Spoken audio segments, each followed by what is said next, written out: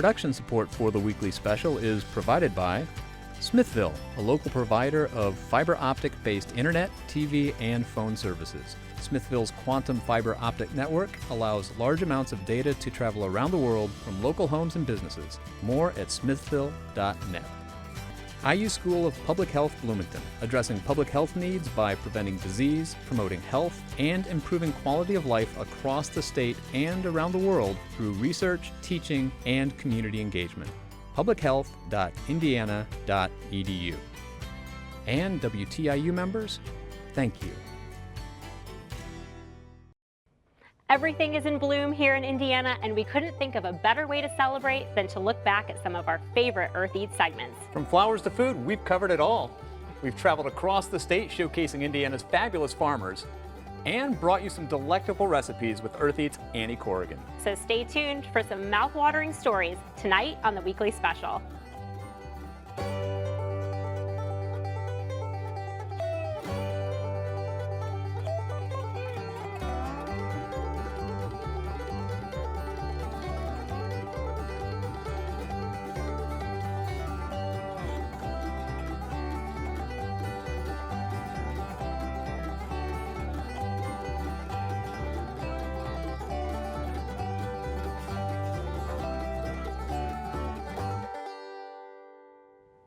Welcome to the weekly special. I'm Daryl Neer. And I'm Erica Sagone. Well, Daryl, it's no secret we love food here on the weekly special. We sure do, and I love this time of year because I get to go to my CSA for the first time, go to the farmer's market, and all the wonderful fruits and vegetables Exactly. It's the perfect time of year to start talking food and farming. And Daryl, we featured some unusual farms on the show as well. One of my favorites was Eatin Farms, a place where the produce is always fresh and always in season. I had worked for a number of years in electrical engineering and really just wanted to work for myself. Had done some traditional farming, but just couldn't find a way to break into that area. And so I wanted to find a way to integrate farming with my love of technology and my engineering background. The idea behind hydroponic farming that really appealed to me was the cleanliness of it, the fact that we could do a very high density production in a small space. Very sustainable. We use approximately 1/10 of the water that you would use in traditional agriculture. Much less fertilizer because we're giving the plants exactly the fertilizer they need. We're not trying to adjust for variations in the soil. And the space, the land that we use is much less. We're able to do in this greenhouse, which is about 5,000 square feet, what you would need a couple acres to do outdoors. Well, I started out 6 years ago growing entirely basil. We soon found out that we needed to diversify. We needed to add some other crops. And so we've moved away from having just one product that we're producing to now where we have 10 to 15 different products in here that we're growing on a regular basis. One of our primary focuses is providing the freshest, cleanest product available. And one of the ways that we do that, we supply our products with the roots still attached, so it's still truly a living plant, and that's as fresh as you can get. We start everything that we grow here from seeds. We propagate on a weekly basis. Every time we harvest, we're reseeding as well because we want the product to keep moving through the greenhouse in the various stages. And we start our seeds on a media that has no fertilizer. It's a sponge-like material to hold a lot of water and a lot of air, both of which the plants need as they're starting to get established. So once the plants grow here and as soon as we can see roots coming through the bottom of those cubes and we know the first true leaves are starting to form, we move to these first set of trays where the plants are still located very close together.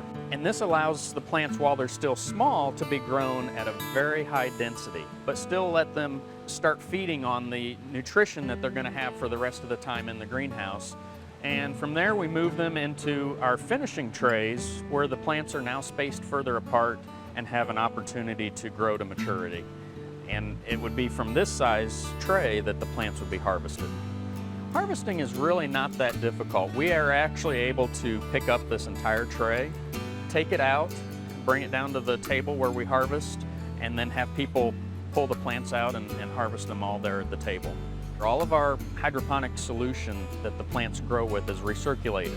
We have pumps that are pumping the nutrient out to the plants, and it comes in through these tubes, which are running 24 hours a day, with the water flowing through the bottom of these channels. And we can see here the roots on the plant that would take up the nutrients from that hydroponic solution.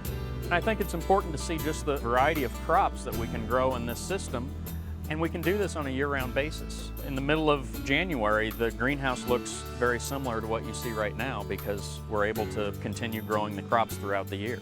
On an annual basis, we're able to produce over 200,000 plants out of this 5,000 square feet of greenhouse space. With the technology we have today, what we see here in this greenhouse, there's just truly no reason that we need to be trucking produce across the country, creating pollution to have our produce delivered here from California. And it's so important to provide that, and it's so doable. Why aren't we doing more of it?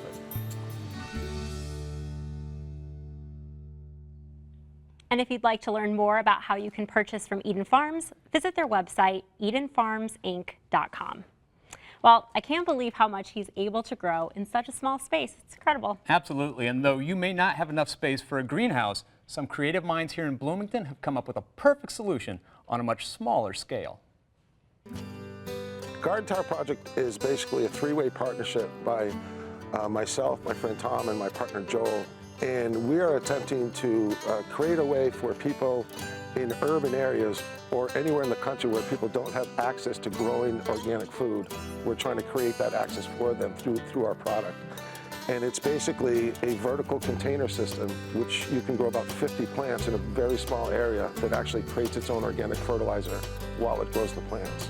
The other situations in which the garden tower is extremely efficient is in cases of drought, because it's so water efficient that you don't get the evaporation that you get off of an open garden. So it's incredibly effective in really dry areas. And the other thing is that it's really good for people who are disabled because it's very low maintenance. You don't have to work to weed it. Weeding consists of pulling a couple little sprouts out. And so it's very low maintenance and very easy to work with, easy to operate. Here we have a garden tower planted in the summer, featuring a lot of harvestable crops. There's a bounty of basil, lots of tomatoes, peppers, and herbs, chive. The beauty of this system is that it isn't just a vertical container garden, it's an actual composter. So you put kitchen scraps in the top, right here, and here we have some. This composter features worms, so it's a vermicomposter. As the vermicompost ages, it compacts and it moves down the center of the body of the tower. And there's a plug at the bottom which can be removed, so compost can be removed when it's finished. We recommend putting red wigglers or night crawlers in it, and the red wigglers will actually move throughout the compost tube and take some habitat in the surrounding soil. It's a vertical compost system within inside a soil system. So it's really that ecology which makes it unique and allows it to actually generate tea, which is heavily enriched with micro and macronutrients. Tea, or water, or leachate, which runs through the system, is collected after every rain or every watering that's above the capacity of the tower. That tea can be just put into the system, and it's somewhat self-fertilizing in this effect. The garden tower's design gives you about 25 square feet of planting space in a footprint that's only about 4 square feet. So wherever there's sun, at least on a couple sides, or even against a building, because a lot of buildings are light enough that they reflect light behind the tower, you can have productive growth in a very little footprint, which makes it great for anywhere in an urban environment where you might not have a large amount of soil or the space for it. To get more information on how to get a garden tower of your own, visit their website, gardentowerproject.com. It's so neat to see how Hoosiers are growing their own food, but we also love learning how to use it in the kitchen. And Earth Eats' Annie Corrigan has shared some delicious recipes over the years. We're going to talk to her in just a moment, but first, let's get a little taste.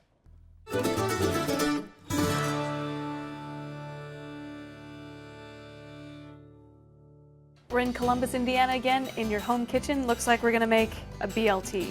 This is the ultimate BLT. All right. I think that everybody will love this, even if you don't really like goat cheese. When you mix it with everything else, it's just amazing. We're going to start by having lightly toasted bread, and I'm going to take a garlic clove, and we're just going to rub that garlic clove on the bread. We'll do that with both sides. It's interesting. I've never seen you do this. A little essence of garlic. Yeah, it's a great way to make garlic bread. Probably not so overpowering then if you're actually going to put slices of garlic in the sandwich. Right. Now we're going to put a layer of this goat cheese. Spread this on. Nice thick layer. The more the better. We have this on a little cooking pan. We'll layer some tomatoes, some basil leaves, and I'm just using regular Italian basil, but if you wanted to, you could use some Thai basil or some lemon basil. Switch it up with whatever you have. I'm going to put the bacon on top of that. And then we're going to pop this in the oven. And then when it comes out, we're going to finish it with the avocado and the lettuce. So we're just going to pop this in a preheated 500-degree oven, just enough to kind of crisp up the bacon again, and then we'll pull it out and finish it up. That couldn't have been in there more than a couple minutes. Yeah, about 4 or 5 minutes, hot oven. Okay, we're going to just take this out, put it on our cutting board. This is a serious sandwich. All right, we have some wasabi basil mayonnaise. All right, we've got our leaves. We're going to cut an avocado. What you can do is just simply cut the avocado in half, twist it, and then you can make little slices. So when you're looking for an avocado that's ripe, what do you look for in the store? You want to feel it, just give it a very light touch, and it should be soft. You don't really want, you should be able to leave like a finger thumbprint in it. We'll fan that across here. Put the two together. Smush it down. And then we'll slice it. All right, and that's the ultimate BLT. Is my mouth going to be big enough? Let's see. Cheers. Cheers.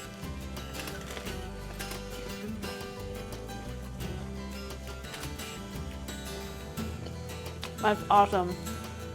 You can learn more about real food and green living on the Earth Eats website. Print off recipes, read the latest in food news, and subscribe to our weekly podcast. It's all available at eartheats.org. And as always, we're excited to have Annie in the studio. Thank you so much for joining us, Annie. My pleasure. That BLT really did look like the world's greatest. Yeah, did you happen to bring any for us? Sorry, guys. Sorry. Definitely ate it all before I came. Well, Annie, Earth Eats, your radio show and podcast, has been around for 6 years. It's really popular. What do you think is important about sharing stories behind food in Indiana?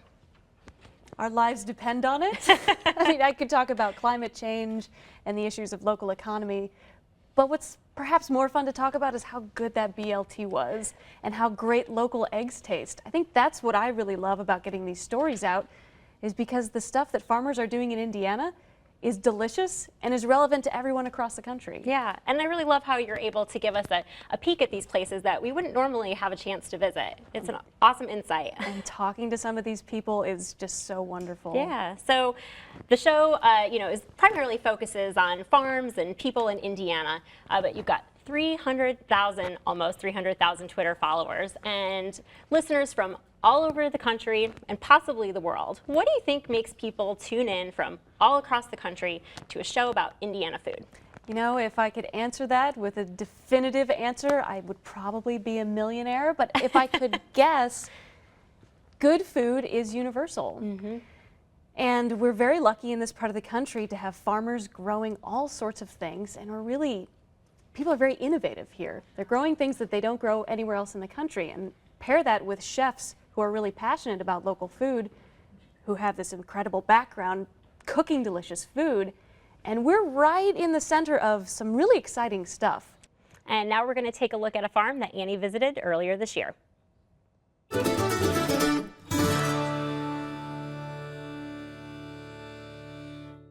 For Unique Farms, unique is more than just a name. It's truly a one-of-a-kind legacy that has been in the Haney family for over 100 years. Our farm belonged to my husband's grandmother and his grandfather. There's always been an older family and a younger family sharing the household. They're all very tied to the land just because I think it's just part of them. Oh, it's been so ingrained with them. And I think my husband wants that connection to be continued on in the next generations. Like many farming families faced with the changing times, the Haneys had to find creative solutions to revitalize the farm and keep production growing for years to come. In order for us to be able to keep the farm and make it more sustainable and more friendly, we wanted to change the way it was run. Our total goal, I think, was to leave the land better than when we started, rather than the opposite. We're trying to give back more than we took. So we have done that. We built the pond because there was a lot of erosion. We live on very highly erodible ground. And then also to help water our livestock, which also help in the ecology and the circle. We can put the cows on first and then the sheep on and then the chickens on, and everyone benefits, the soil benefits. So we've tried to build each year on the last year so that we could see the big picture of what we wanted it to be. Part of that big picture has also been reimagining the farm's purpose.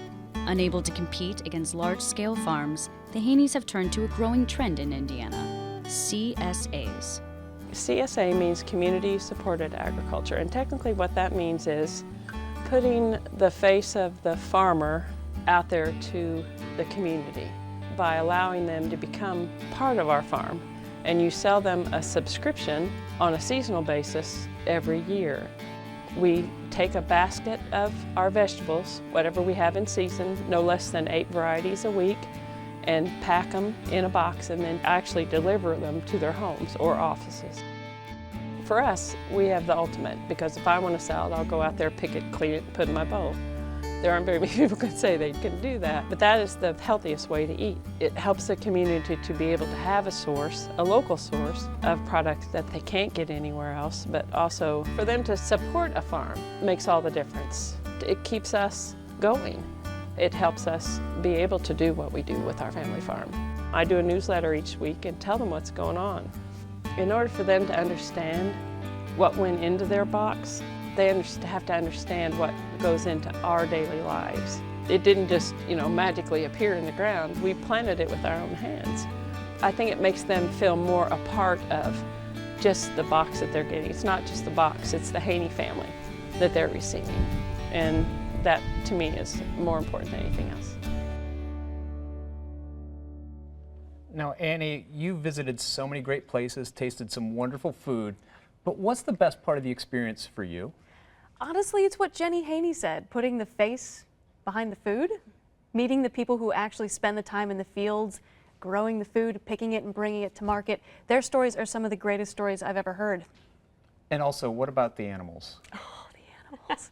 I had the great opportunity to visit Terre Haute the other week to the White Violet Center on the St. Mary of the Woods campus. They have alpacas. Oh. They don't eat the alpacas. The alpacas are there to grow wool. They sell the wool, and they help fertilize the food and their companions for people who work on the farm, and they are just about the cutest animals you've ever seen. Yeah, I guess that would be a pretty good perk of the job, is to pet some of the cute farm animals. Absolutely.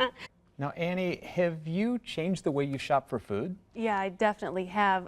The thing that comes to mind immediately is I used to be that person who bought the 99-cent carton of eggs at the store, and then I realized that farm fresh eggs, they're just so delicious, and they're good for the community, they're good for the local farm, they're better for the chickens, but they taste better, and that's what I'm in it for, is the taste. Yeah, I think a lot of people can relate to that. Absolutely. Well, Annie, thank you so much for being on the show today. It was a great behind-the-scenes glimpse into Earth Eats, and we appreciate it. My pleasure. And remember, you can follow along with Annie's adventures at the Earth Eats website, eartheats.org. Well, we visited a lot of neat farms over the years, but I've got to say, our next story was definitely the most beautiful farm we've been to, and the most fragrant. Behind me, 15 years ago, was a cornfield.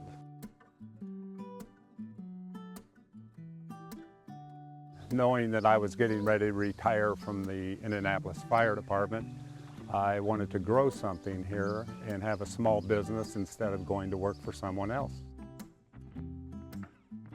My wife, Libby, at 5 o'clock in the morning woke me up one day and said, "How about lavender?" And I said, "Cool, that'd be great." So we became the first lavender farm in the state. We put 100 plants in the ground and we were off and running. There are hundreds of varieties of lavender that grow all over the world. We've gotten it down to 4. We have 2 hybrid lavenders. The strongest smelling is probably Grosso. It can get 7 foot wide on the West Coast. Here it gets about half of that because of our winters.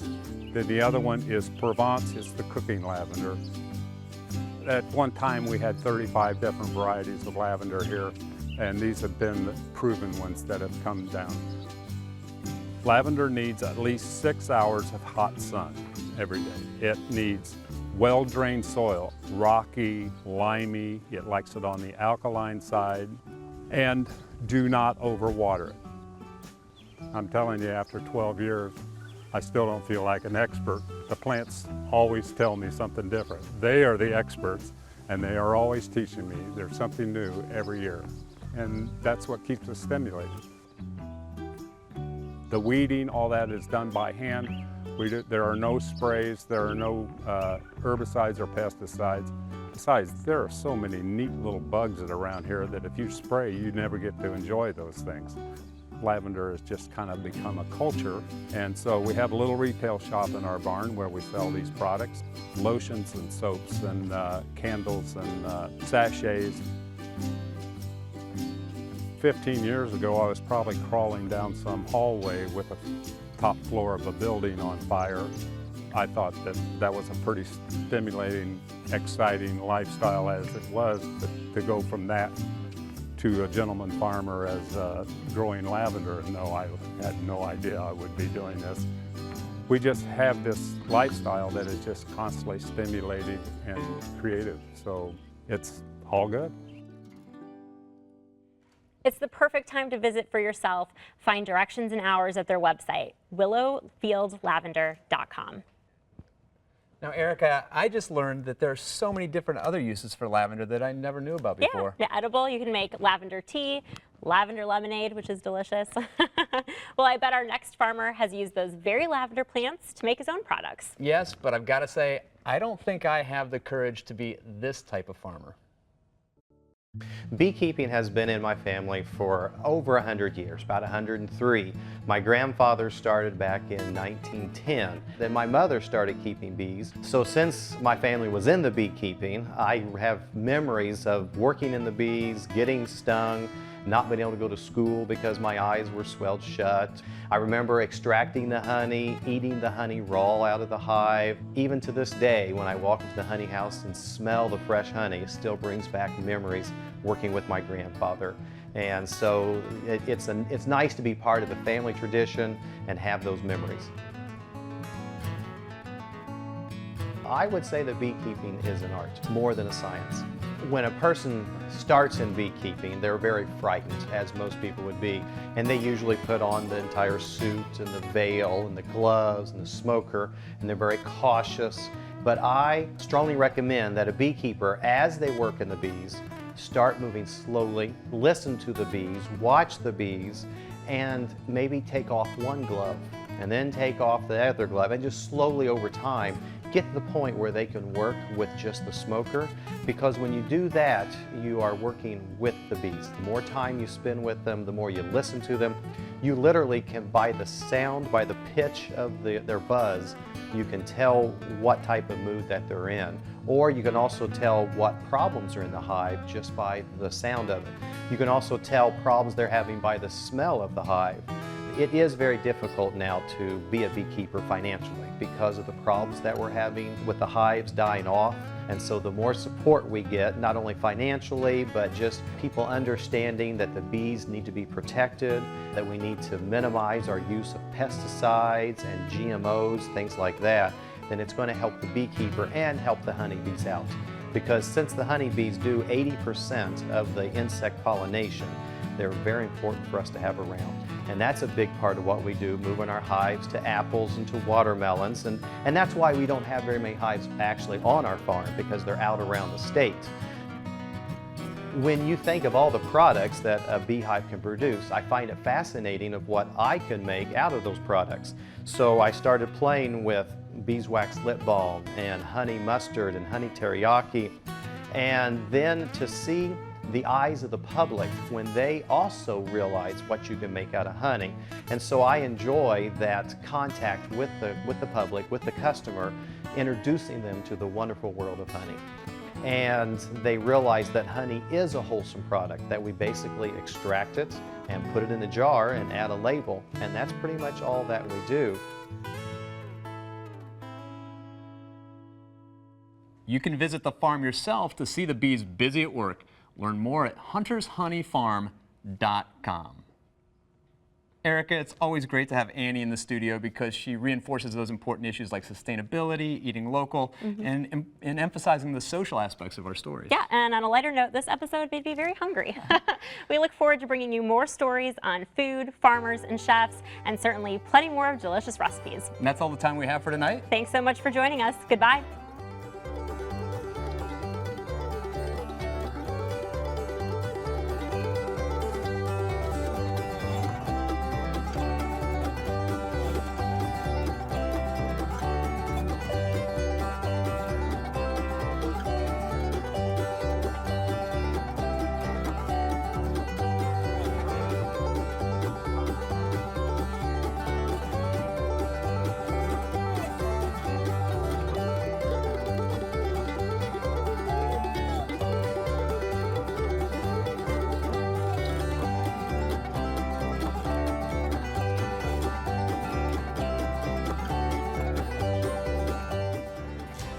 Production support for the weekly special is provided by Smithville, a local provider of fiber optic-based internet, TV, and phone services. Smithville's quantum fiber optic network allows large amounts of data to travel around the world from local homes and businesses. More at smithville.net. IU School of Public Health Bloomington, addressing public health needs by preventing disease, promoting health, and improving quality of life across the state and around the world through research, teaching, and community engagement. publichealth.indiana.edu. And WTIU members, thank you.